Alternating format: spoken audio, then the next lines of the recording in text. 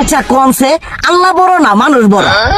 ধরো গাদা, তুই কার হাতে কার জোড়া দেশ? কুড়ায় আল্লাহ আর কুড়ায় মানুষ। যেটা কবার কইছে ওইটা কন। আল্লাহ বড় না মানুষ বড়? আল্লাহই তো বড়।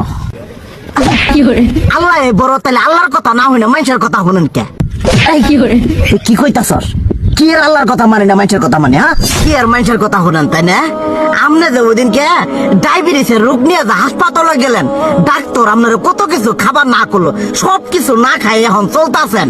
তাহলে আল্লাহ যে আপনারে কইছে যে হারাম খাবার না, সুদ খাবার না, কই আপনি তো কাম কাজ বাদ দিয়ে এলাকার মধ্যে টাকা পয়সা না গায়ে খালি ওইলে দিয়েই খান। নিজেরা টিয়াও হালাল ভাবে কামাই করেন না, ওই সুদ তো না কয়টা টিয়া করে লাভ আহে ওইলে দিয়ে দিয়ে চলেন আর পেটা বড় বানাইছেন।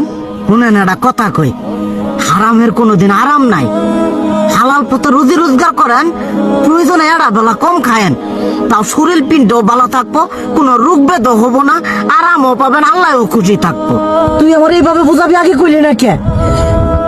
আসলে এই বিষয়টা তো আমি কখনো মাথায় এইভাবে নিই যে আমাদের কখনো ডাক্তার নিষেধ করলে ঠিকই আমরা নিষেধ মানি, কিন্তু উপর আল্লাহ যে কত কিছু নিষেধ করে দিয়ে সেটা মানি না।